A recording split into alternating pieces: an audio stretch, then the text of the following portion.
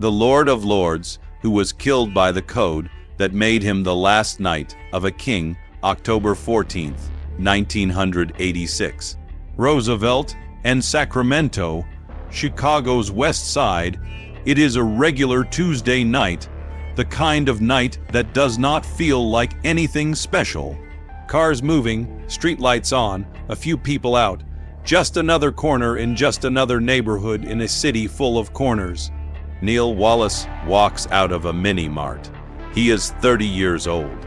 He is the king of the traveling vice lords. He carries two titles that no man in Chicago street history has ever held at the same time: King of Kings and Lord of Lords. On the west side of Chicago, his word is law. His name alone commands silence in a room.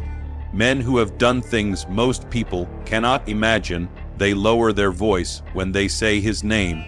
And on this Tuesday night, on this corner, someone is waiting for him. 3 shots, head, neck, shoulder. Neal Wallace hits the ground. 6 hours later, at Mount Sinai Hospital, the King of Kings is pronounced dead. He was 30 years old. And the most haunting part of this entire story, the part that will stay with you long after this video ends, is that the code that put him in the ground was the exact same code he spent his entire life building, enforcing, and living by. He did not get betrayed. He did not get set up by outsiders. The machine worked exactly as it was designed to work. It just worked on him. Who was this man? Before the titles, Neal Wallace was born April 3rd, 1956, on the west side of Chicago. He grew up in the same world we have talked about in videos before, a world that Richard J. Daley's machine built and then abandoned. Public housing towers, underfunded schools, neighborhoods where opportunity dried up before it ever fully formed. A place where the street was not a choice so much as a gravity. It pulled everything and everyone toward it eventually. But even in that environment, Neal Wallace was different. From the time he was a teenager, people noticed something about him. It was not just that he was tough. The West Side had plenty of tough people. It was not just that he was fearless. That was common too. What made Wallace different was the way he carried himself, the way people listened when he talked, the way a room changed when he walked into it. That quality, that natural authority that you either have or you do not, Wallace had it in a way that was obvious to everyone around him from the beginning. He joined the traveling vice lords as a young man back when the TVL were still building their identity on the West Side, carving out their territory block by block, earning their name among the other vice lord factions across the city. And from the moment he walked in, he was being watched, not because he was dangerous, though he was, but because he was clearly someone who was going somewhere. The vote, when the elders chose their king in 1980 or 1981, something happened in the traveling vice lords that almost never happens in Chicago street organizations. The previous leader, a man known as Ray Charles, real name Darius Edwards, stepped down voluntarily. He had held the top position for years, and when he stepped aside, the elders of the TVL came together to decide who would take his place. This was not a takeover. This was not a power grab. This was a vote. A deliberate, considered decision made by the men who had built the traveling vice lords from the ground up. And they chose Neal Wallace. He was in his mid-20s, young by any standard for a leadership role of that magnitude. But the elders did not hesitate. They described his selection as a unanimous recognition of his exceptional leadership ability and the charismatic way he moved through the world. They believed he was the right man, the only man. Wallace accepted the responsibility and immediately made a promise to the elders that defined everything that followed. He would keep it old school. He would honor what the TVL were built on. He would work with the elders, not around them. He would lead with respect, and then he delivered on every single one of those promises. That is what made him rare. In a world where men talked about loyalty and respect constantly, but lived by something else entirely, Neal Wallace actually meant what he said. And everybody knew it. That is why they called him king. The king nobody expected. What he actually did with power here is where the story gets interesting. Because when most people hear king of the traveling vice lords, they picture a certain type of man. Cold, calculating, violence as a tool, power as a personal possession.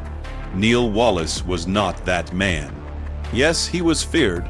Yes, the TVL under his leadership were not an organization you wanted to cross. That part of the story is real. But King Neal operated on a level that went far beyond the street politics of who controlled which corner. This was King Neal, a man running one of Chicago's most powerful street organizations while simultaneously feeding children, promoting education, and introducing a generation of West Side kids to hip-hop before the rest of the country even knew what hip-hop was.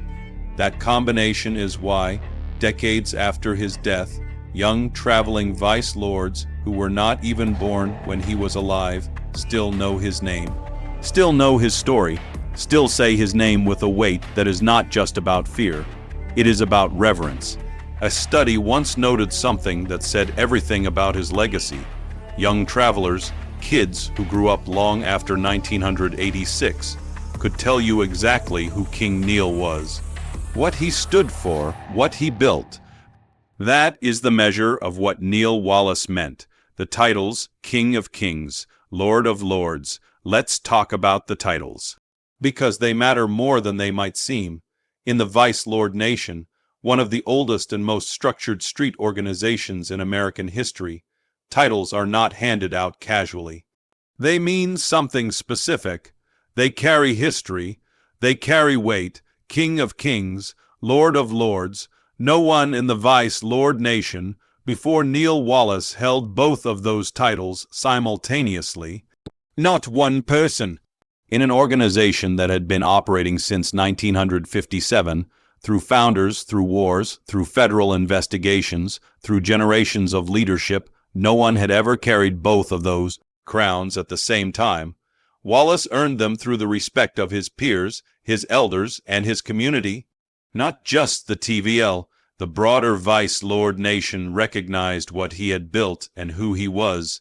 The titles were not self-appointed. They were given, conferred, the way a king is crowned by the people who choose to recognize his reign. And here is what those titles also represented on a deeper level. They were a statement of accountability. To be King of Kings is to be responsible for the kings beneath you. To be Lord of Lords is to carry the weight of every lord who answers to your word. Wallace accepted that weight consciously. He understood that power at that level was not just privilege. It was obligation. He owed something to every person who pledged loyalty to him, and he took that debt seriously every single day. Which is exactly why what happened on October 14th, 1986, hit the West Side like nothing before or since. Because the man who fell on that corner was not just a gang leader, he was the center of something. And when the center falls, everything built around it has to find a new shape. The TVL never fully found that shape again. But to understand why that night happened, why the most protected, most respected, most beloved street king on the West Side ended up bleeding on a sidewalk outside a mini mart, we have to go deeper into the world he built, the code, the structure, the rules that held everything together, and the single chain of events starting with a bad drug deal that those same rules made impossible to stop. How Neal Wallace became a king. The West Side of Chicago does not produce kings. It buries them. It has been burying them since before most people reading this were born, corner by corner, block by block, year by year. The West Side takes young men with potential, real potential, and it grinds them down. Through poverty, through the police, through the drug trade, through the wars over territory, that never actually belonged to anyone. Most men who grow up on the West Side do not make it to 30. Neal Wallace made it to 30, and in those 30 years, he became something that the West Side had never quite seen before. Not just a leader, a king. The code that killed him. Every code has a price. You just never know who is going to pay it. The code that King Neal built the traveling vice lords on was simple, clean, understood by every single person inside the organization from the moment they came in. You protect your own. You respond to disrespect. You never let a wrong go unanswered. That code was not unique to the TVL. It was the foundation of every serious street organization in Chicago. In many ways, it was the foundation of Chicago's streets themselves, the invisible law that ran parallel to the official law, older than most of the organizations that carried it, passed down through generations of men who had learned that in the absence of justice from the system, you make your own. King Neal believed in that code completely. He enforced it without exception, and for years it protected him. Until the year it did not. It started with a drug deal, not a war, not a power grab, not some massive political conflict between organizations, a drug deal that went wrong. In 1986, the traveling vice lords got into a dispute with the Albany vice lords, a separate faction within the broader vice lord nation. The dispute was over drugs, bad business, the kind of thing that happened constantly on the West Side, in every neighborhood, between every organization that was operating in the drug trade in 1980 Chicago. Most of these disputes got resolved, talked through, paid out, handled quietly between leadership on both sides. This one did not get resolved quietly, and the reason it did not get resolved quietly was a man named Jetty Williams. Jetty Bo Diddley Williams, King Neal's chief enforcer. The enforcer is a specific role in a street organization. He is the man the leader sends when talking is over, when a message needs to be delivered in a language that cannot be misunderstood. When the code needs to be enforced in the most direct way possible, Bo Diddley was that man for King Neal. He was trusted. He was close to the king. He operated with the full authority of the TVL leadership behind him. And in the middle of this dispute with the Albany vice lords, Bo Diddley killed a man. His name was Lucky. A member of the Albany vice lords, shot dead in the middle of the conflict over the bad drug deal. Bo Diddley was eventually convicted for that murder. But the conviction came later. What came first was the code. Now stop and think about what just happened. A member of the Albany vice lords has been killed by the chief enforcer of the traveling vice lords. Under the code, the same code that every organization on the West Side operated by, that cannot go unanswered. It does not matter how the dispute started. It does not matter who was right about the drug deal. A man is dead. And the code says you respond. The Albany vice lords had no choice, not because they wanted more war, not because they were looking for escalation, but because in a world built entirely on the principle that disrespect cannot go unanswered, a dead member is the loudest disrespect possible. If they let it go, if they did nothing, they would be finished. Every other organization on the West Side would know that you could kill an Albany vice lord and walk away clean. That was not an option, so they made a decision. They were not going to go after Bo Diddley. They were going to go after the king. Think about that logic for a moment, because it is brutal and it is precise. Going after Bo Diddley sends a message to one man. Going after King Neal sends a message to every man. If you can reach the king, if you can touch the most protected, most respected, most powerful man in the organization, then you have made a statement that no one on the West Side will ever forget. You have shown that no one is untouchable, that the code applies to everyone, including kings. This was not random. This was calculated. This was the code being applied at the highest possible level against the man who built his entire world on it. And here is the darkest part of all King Neal knew he had to know.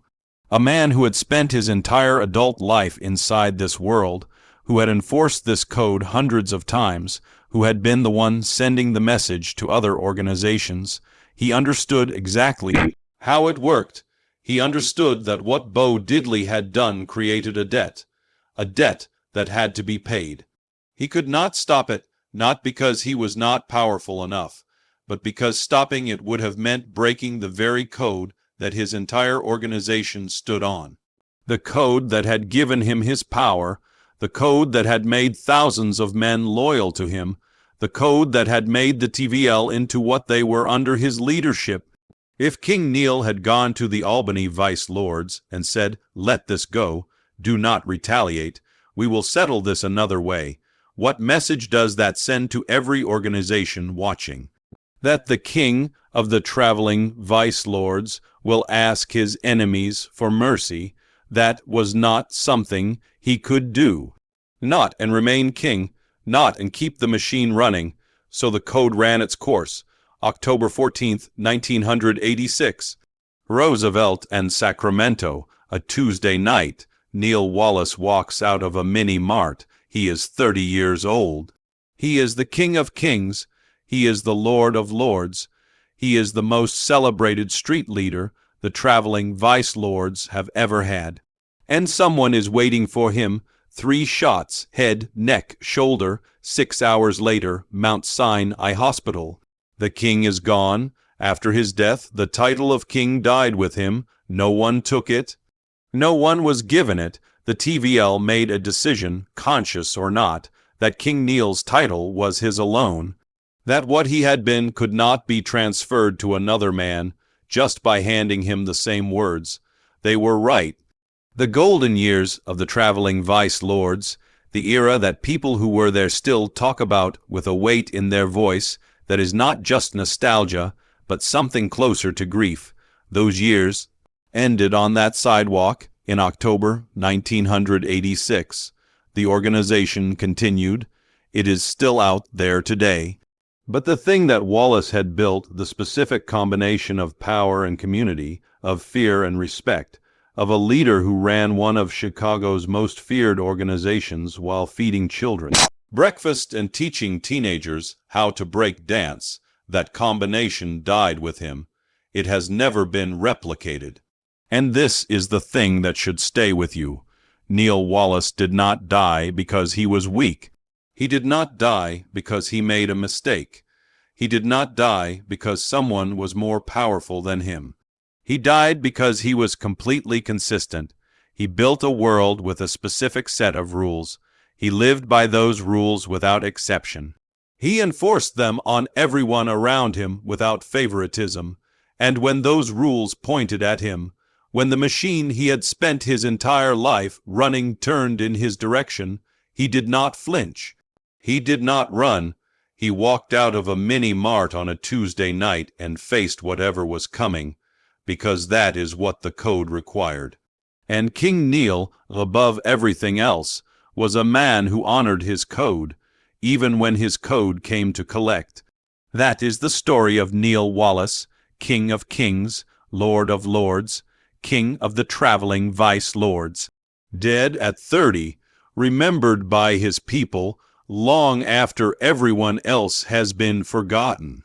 Neal Wallace was born April 3, 1956. He grew up on California Avenue, a strip of the West Side that the traveling vice lords called home. The TVL were not new. They had roots going back to the mid-1960s, built by men who had carved out their identity on the streets of East Garfield Park and Austin.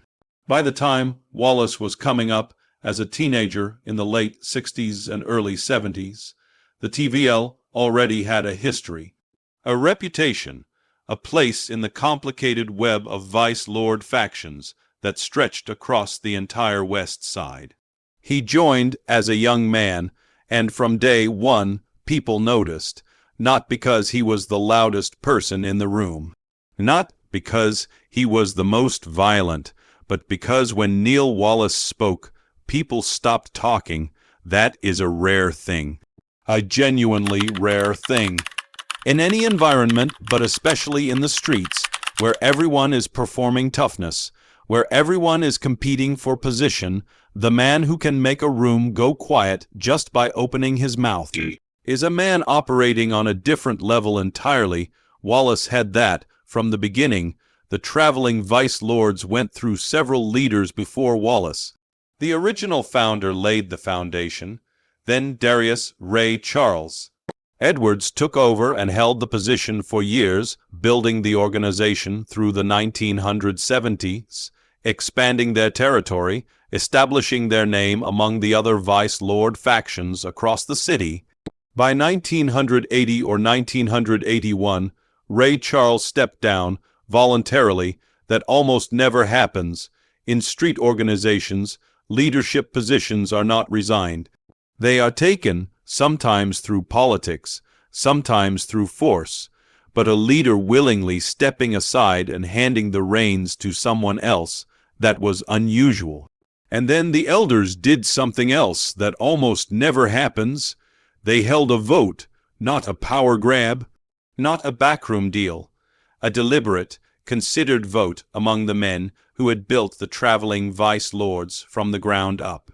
The men who had been there from the beginning, the men whose respect meant something real. They looked at every option in front of them. And they chose Neal Wallace. He was in his mid-20s, young by any standard for a responsibility of that size. But the elders did not hesitate, not for a second. Because when you have been around long enough, when you have seen enough men rise and fall, you learn to recognize the real thing when it is standing in front of you. Wallace was the real thing. The first thing he did when he took power was make a promise. He told the elders he would keep it old school, that he would honor what the TVL were built on, that he would work with them, not around them, that the organization would not lose its identity under his leadership. In the streets, promises get made every day. Most of them die before the week is out. Wallace kept his, every single one, and that, more than anything else, is what separated him from every other leader operating in Chicago at that time. Not the power, not the titles, not the territory, the fact that his word meant something. In a world where loyalty is the currency and betrayal is the most common transaction, Neal Wallace's word was as solid as anything on that side of the city. And everybody knew it. Now here is where the story gets complicated, because King Neal was not just a street leader. He was something the streets almost never produce, a builder. He opened a record store on California Avenue.